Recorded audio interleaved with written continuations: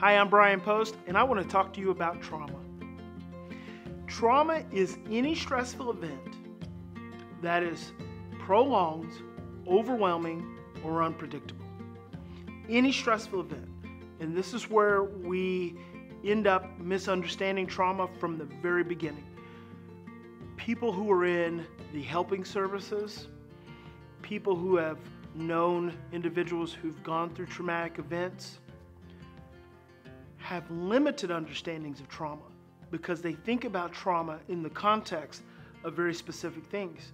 Physical abuse, sexual abuse, neglect, maltreatment, domestic violence.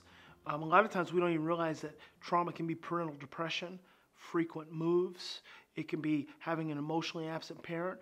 Trauma could be having a parent who works all the time and who's not available emotionally. Trauma can also be chronic pain. Trauma can be going to McDonald's and ordering a cup of coffee, and the cup of coffee spills on you and you get third-degree burns. You all remember that story from, years and years ago that happened to that woman. From that point forward, she might not be able to drink a hot cup of coffee again. Trauma can be so many more things than what we think of it as. And the significance is you have to realize that trauma is any stressful event which is prolonged, overwhelming, or unpredictable. And when that event continues on, unexpressed, unprocessed, and misunderstood, that's the difference between a short-term stressful experience and a long-term, potentially life-altering event. So when we don't have an opportunity to talk about a highly stressful event, that prolonged, overwhelming, unpredictable event, when we don't have an opportunity to talk about it, when we don't have an opportunity to express our upset about it, our feelings about it, cry about it, yell about it, whatever expression we need to have about it, and when we don't have an opportunity to make sense of it, that's when that stressful event, which is prolonged, overwhelming, or unpredictable, can become a lifelong, life-altering, brain-altering event that we may end up living with for the rest of our lives. So it is so important that we give individuals opportunities to express, process, and understand when it comes to trauma, because that's how we heal through it. And really, you heal through trauma by taking the memory and putting it into a coherent narrative. So it's a coherent narrative is a narrative that makes sense to you. So you talk about it.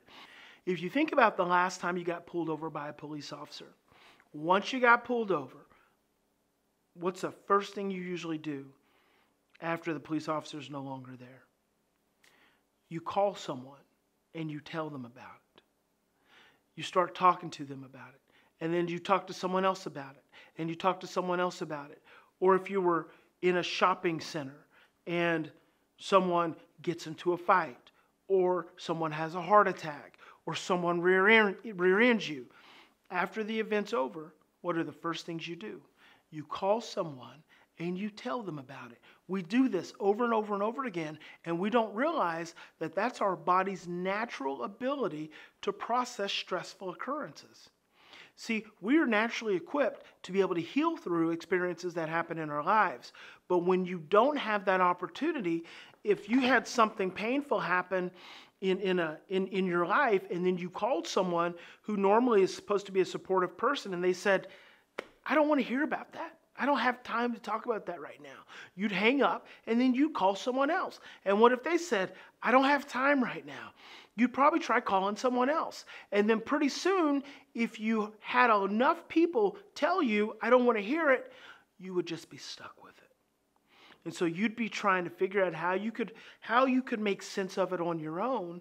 And a lot of times it's hard for us to make sense of painful things on our own because the painful things create stress for us. So you start thinking about the painful thing and it creates stress, which makes you think about it even more. And pretty soon you become obsessed about it.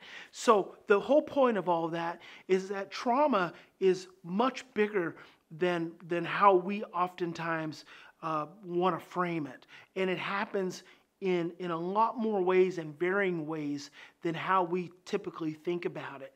And the children we serve All of the children we serve have experienced trauma. And truthfully, I believe that almost every individual has experienced some form of trauma.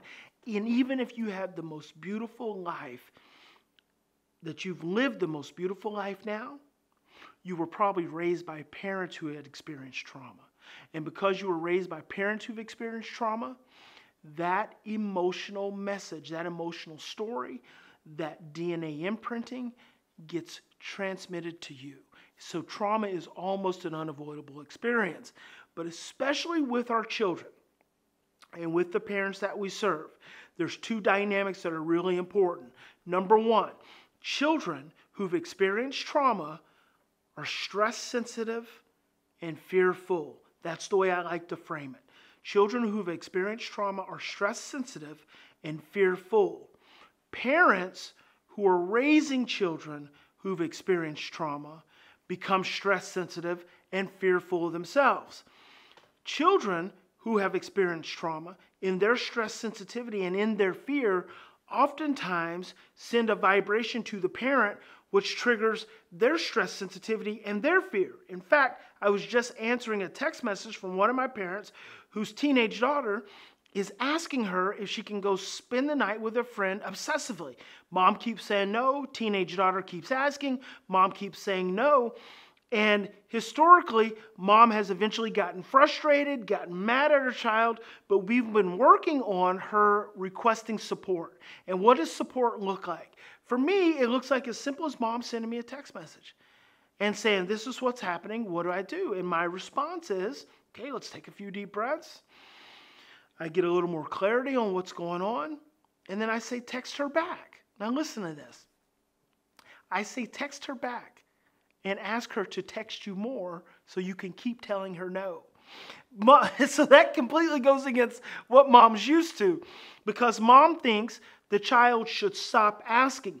But a trauma brain doesn't stop, because a trauma brain easily becomes obsessive. So there's a great tendency that the teenager's not going to stop. And so because mom wants her to stop, she typically, historically, will start getting angry at her in an attempt to stop. But what's happening is mom is getting stressed. And as mom starts getting stressed, and as mom starts getting fearful, she starts becoming more controlling. When I say to mom, take a few deep breaths and just text her back, please text me so I can keep telling you no, it totally changes the framework for mom, so she stops feeling overwhelmed. She stops feeling like she's being berated by the child, and she actually sends a message back to the child that opens up a whole different dynamic. So the child's then frustrated because now mom is saying she's going to say no. So go ahead and send me the message. And then she doesn't want to send the message. So it creates this paradox, but mom all of a sudden starts feeling more empowered. And then I sent mom another funny little message. I can't even remember what it was. Oh, I said, and then text her and say, come home mad, because that way we can have a screaming match with one another. And mom sends me back an LOL. See, what I'm doing is I'm supporting mom so that she can calm down and she can support her child. The truth of the matter is the child is used to mom eventually caving in and saying yes. But that's based in the child's stress understanding of her dynamic with her mom. It's conditioned. Her stress tells her that if she keeps asking, mom's eventually going to cave. But see, mom gets stressed and mom caves because she gets stressed and she starts to feel guilty. But when mom has me to rely on as a regulatory figure for her, as someone who can support her, then she's able to respond to her daughter in a different way. And it's in a very short period of time, it lessens the intensity. See, stress and trauma underlie so many dynamics, just easy, simple, day-to-day dynamics like that we don't realize. Because when we start getting stressed, our amygdala taps into our brainstem. That's where your trauma is stored in your brain. So the greater the stress, the more likely you are to start re-experiencing trauma memories, trauma emotions, and a trauma vibration. That's what you then start communicating. And that feels really intense. And it is intense. And it can open up trauma for other people. So my hope and my goal in working with parents and understanding their children is that I can help parents to understand that these behaviors they're oftentimes dealing with their children come from a place of trauma, which leads to stress sensitivity and fearfulness. Instead of seeing the children and the behaviors just as an intentional attack on the parent. Because when I can shift that and create that different paradigm, the parent can calm down a little bit more and become more available. And so that's just a little way stress and trauma interact kind of in day-to-day parenting dynamics. Another thing you might see with a child, we like to frame, traumatized children as having these severe behaviors, but actually the brain responds to stress in two different ways, by becoming hyper-aroused or becoming hypo-aroused. A child who's experienced trauma, some children who've experienced trauma actually shut down in reaction to stress. So they may freeze up. And when I say freeze up, I literally mean freeze up and not be able to say anything. They may isolate themselves more. Children who have a hypo-aroused reaction to stress and trauma may cut themselves. They may be prone to depression.